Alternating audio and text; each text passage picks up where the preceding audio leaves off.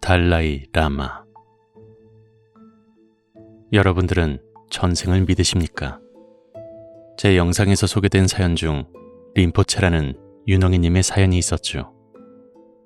전생의 업을 이어가기 위해 다시 태어난 티베트 불교 승려를 림포체라고 하며 살아있는 부처, 즉 활불이라고도 하는데요.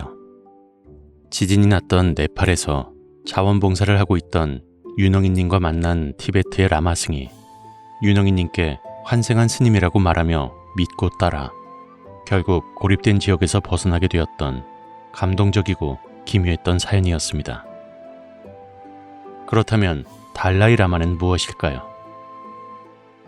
달라이 라마에서 달라이는 몽골어로 큰 바다라는 뜻이고 라마는 티베트어로 영적 스승이라는 의미로 바다와 같이 넓고 큰 덕을 소유한 스승이라는 뜻입니다. 달라이 라마의 존재는 라마교 4대 종파의 하나인 게룩파의 종주이며 티베트의 국왕이기도 한데요. 육체가 소멸되더라도 반드시 환생한다고 알려진 그는 스스로의 혼을 몸에 소환하는 술법을 계속해서 행할 수 있는 제1급 소환사라고 할 수 있습니다. 달라이 라마라는 이름을 최초로 사용한 것은 라마교의 개혁자인 고승 총카파의 제자로 당시 티벳이 몽골의 지배를 받고 있었는데 그때 3대 소남 가초가가 몽골왕 알탄칸가에 있는 중국 청유로 갔을 때 받은 칭호입니다. 그의 본명은 텐진 감초라고 하는데 거슬러 올라가면 관세음 보살이라는 말이 있죠. 달라이 라마는 부처의 화신이며 처음부터 계산한다면 70회나 환생한 것으로 알려져 있습니다.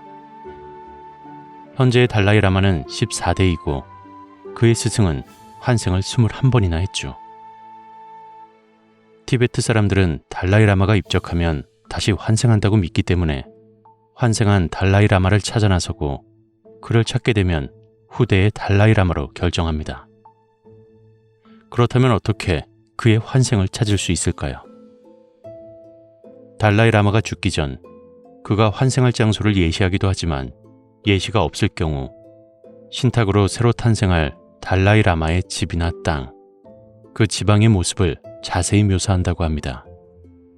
환생할 곳을 유언한다면 고승이 죽은 지 10개월이 지난 후 49일 사이에 그 지방에서 태어난 어린이 중에 선정하게 됩니다. 그렇게 해서 선정된 아이에게 테스트를 하게 되는데요. 전때의 달라이 라마가 입적하기 전에 사용하던 염주와 유품들을 다른 물건들과 함께 섞어놓고 그 물건 가운데 고르게 하여 달라이 라마인지 아닌지 확인하게 됩니다. 그리고 최종 결정은 라사의 촉항 사원에서 행하는 의식을 통해 선택하게 되는 것이죠. 이렇게 선택된 아이는 달라이 라마로서의 자질을 갖출 교육을 받게 되고 18세가 되면 정식으로 달라이 라마에 즉위하게 됩니다. 또한 달라이 라마를 가르치는 스승 역시 서로 돌아가며 서로를 찾는다고 하네요. 그렇다면 전때의 달라이 라마가 입적하게 되었을 때 그 빈 공백은 어떻게 하는 것일까요?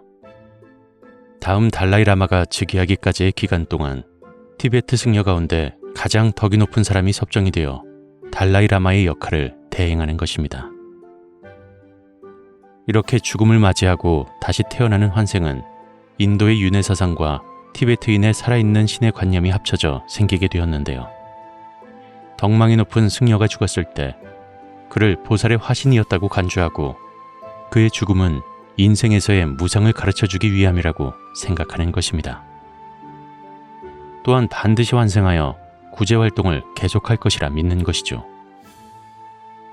1391년 1대 달라이 라마인 갸르와 겐둔두부로 시작해 현재 14대 달라이 라마 텐진 가초까지 꾸준히 환생했는데요. 어떻게 그가 환생을 하고 그 환생의 증거를 어찌 믿을 수 있냐고 의문을 가질 수 있겠지만 그에 따른 이야기들이 많이 있습니다. 한 가지 예로 역대 가장 존중받고 있고 현재 14대 달라이 라마로 있는 텐진 가초와 관련된 일화를 들어보겠습니다. 13대 달라이 라마가 입적한 후 사체의 머리 부분이 스스로 움직여 남쪽에서 북동쪽으로 위치를 바꾸는 사건이 일어나게 됩니다. 또한 그들이 신성시하고 거룩하게 여기는 호수에서 환영을 보게 되는데요. 섭정이 된 레팅 림포체가 환영의 호수인 라모가초로 가서 명상을 시작했고, 라모 남초의 수면에 아, 카, 마라는 티베트 문자가 나타난 것을 발견하게 되었습니다. 또한 3층 건물인 사원과 언덕으로 이어지는 하나의 길과 기묘한 형태의 물바지가 있는 집도 환영으로 보게 됩니다. 13대 달라이라마의 유체나 호수 위의 메시지는 모두 환생과 관계된 정보였는데요. 우선 머리 부분의 위치와 티베트 문자 등으로 다음 달라이라마의 환생처가 티베트 북동부의 암도라는 것을 알아내었습니다. 또한 3층 건물의 사원은 아무드의 쿰붐 사원이었죠. 게다가 13대 달라이라마는 자신이 어떤 모습으로 환생할지 몇 가지의 단서를 남겨두고 떠났습니다. 다리에 호랑이처럼 줄무늬가 있고 커다란 눈동자와 활처럼 휘어진 눈썹과 커다란 귀, 어깨엔 2개의 사마귀, 마치 관세음보살처럼 기다란 두 팔과 손바닥에 조개 모양의 손금이 있는 산의 아이를 찾아라. 레팅 림포체는 국가회의를 소집하여 자신이 찾은 예시들을 발표했고, 1937년 달라이라마의 환생을 찾기 위해 고승들을 전국으로 보냈습니다. 이윽고 탐색대 세 팀이 그 징표를 가지고 라사를 떠나 탐색을 시작했습니다.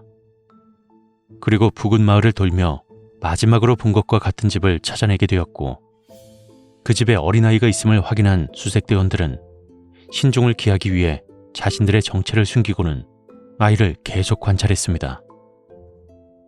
탐색대장 케창 림포체는 아이를 자연스럽게 관찰하기 위해 여행자 행색을 하고 아이의 부모에게 하룻밤을 머물게 해달라고 부탁했습니다. 아이는 아버지 최콩 체링과 어머니 데키 체링의 사이에서 태어났습니다. 아이는 전부 16을 낳았지만 살아남은 아이는 7밖에 되질 않았죠. 이웃들은 아이가 태어나던 날 무지개를 보았다고 했고, 보통 아이는 세상에 나올 때 눈을 감은 채 태어나지만 이 아이는 특이하게 눈을 뜨고 태어났다는 말을 전해 듣게 됩니다. 가족들은 특별한 아이가 태어났다고 생각하고 있었죠. 그 아이의 이름은 라모 톤두비였습니다. 그렇게 수색 고승들은 관리로 변장하고 있었죠. 세라사원의 주지 케상 림포체는 하인으로 변장하고, 그들 중 가장 나이 어린 롭상 체왕이 대표로 행세하기로 했습니다.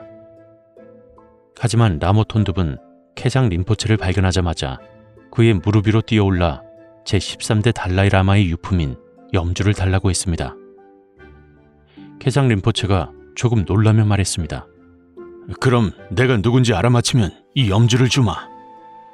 그러자 라모 톤둡은 사투리로 대답했습니다.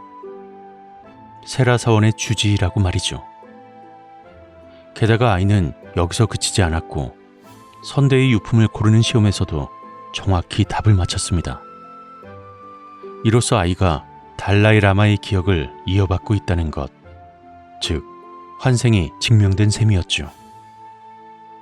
또한 아이는 선대 달라이라마가 아니면 도저히 할 수 없는 말들로 주위를 납득시켰는데요. 라모 톤둡은 계속 달라이라마가 살고 있었던 포탈라 궁전이 있는 티베트의 수도 라사로 가겠다고 말하곤 했다는 것이었죠. 이렇게 새로운 달라이라마를 찾은 티베트 정부는 1939년 라모 톤둡의 가족을 티베트의 수도인 라사로 불렀습니다. 포탈라궁의 새 주인이 된 라모 톤둡은 잠펠라왕 롭상 예쉬 텐진가초라는 이름을 부여받았습니다. 이 이름은 성스러운 분, 영광의 수호자, 진리를 설하는 분, 자비의 화신, 믿음을 지켜주는 분, 지혜의 바다라는 뜻이었는데, 새로운 달라이라마는 지혜의 바다라는 뜻의 텐진가초를 주로 사용했습니다. 이리하여 라모 톤둡은 1940년 2월 22일 티베트의 정신적 지도자 달라이라마로서 즉위식을 가졌고, 사람들은 그를 살아있는 부처라는 뜻의 쿤돈이라고 불렀습니다. 이처럼 달라이라마뿐만 아니라 그와 함께하는 승려들 역시 환생을 거듭하고 있는데요. 그 예로 게시 라마콘촉의 환생자인 텐진 푼촉을 들 수 있습니다. 2001년 10월 게시 라마콘촉은 84세의 나이로 열반에 들고 그의 제자 텐진 조파가 다비식이 끝난 후 여러 가지 징조와 정황을 정리하여 스승의 환생을 찾아 나서게 되었습니다. 여기서 다비식이란 화장 같은 장례 풍습인데요. 이때 발생한 연기의 방향이 동쪽으로 흘러가는 것을 볼 수 있었습니다. 이는 다음 환생자를 찾는 하나의 징표가 되는 것이었죠. 또한 신기하게도 다비식이 열릴 때 하늘에 무지개가 떴습니다. 그리고 티벳에선 고승들을 화장할 때 그 안에 모래를 넣고 솥뚜껑을 덮어놓는데 모두 끝난 후 이 솥뚜껑을 열어 그 아래에 나오는 문이나 흔적을 살펴보았는데요. 연기와 마찬가지로 동쪽을 가리키는 발자국이 나타난 것을 볼 수 있었습니다. 제자인 텐진조파가 꾸었던 꿈들과 지금껏 나타났던 여러 가지 징표들을 모아 지도를 그리고 이 지도는 환생자를 찾는 결정적인 증거가 되는데요.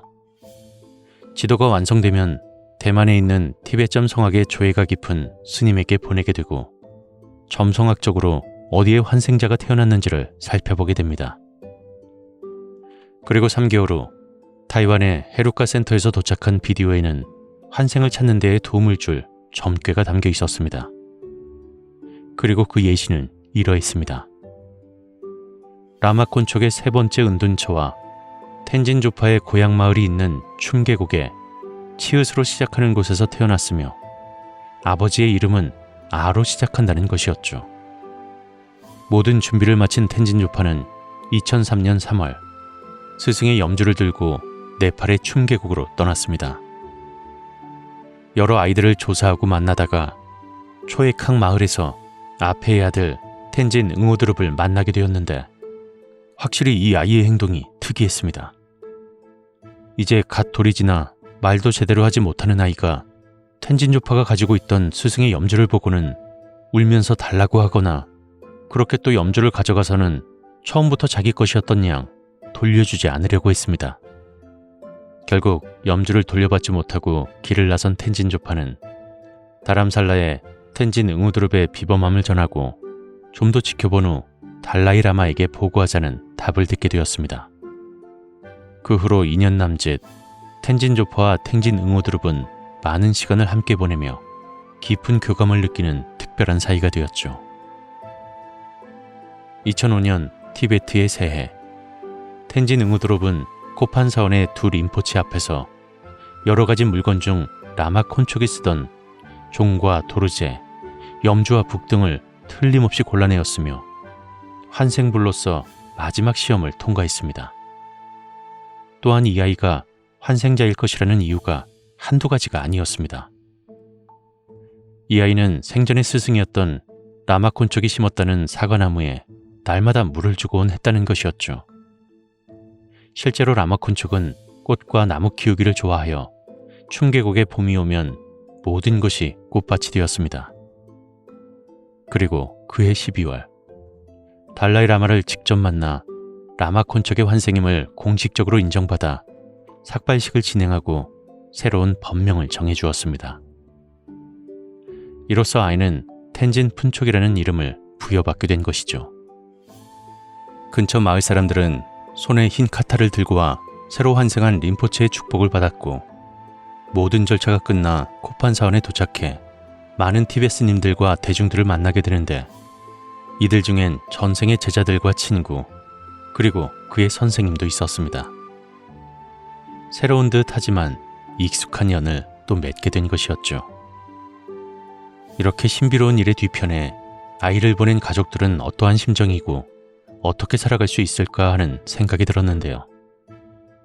텐진 응우드룹의 아버지인 아페는 단 한 번도 텐진조파를 방해하거나 불만을 표시한 적이 없을 뿐 아니라 오히려 모든 과정에 협조적으로 참여했습니다. 그래서 이를 지켜보던 사람이 아페에게 질문했죠. 이 아이는 림포체로 판명되었으니 위대한 스승으로서 책임을 다할 수 있도록 사원에 내줄 수 있겠습니까? 많은 사람을 위해 기꺼이 그러하겠습니다. 이는 이들을 신성시 여기는 사람들의 생각이 드러나는 부분으로 가족을 잃는 슬픔과 동시에 림포체의 탄생이라는 축복의 감격, 모두를 느끼기에 가능한 일이라는 생각이 듭니다. 인연은 돌고 도는 것이고 언젠가는 다시 만날 것이라는 약속과 믿음. 몇 번이고 환생하는 삶은 과연 어떨까요? 그 신비로운 일엔 사람이 결코 상상할 수 없는 그 이상의 것들이 담겨 있을지도 모르겠습니다. 이야기 들어주셔서 감사합니다.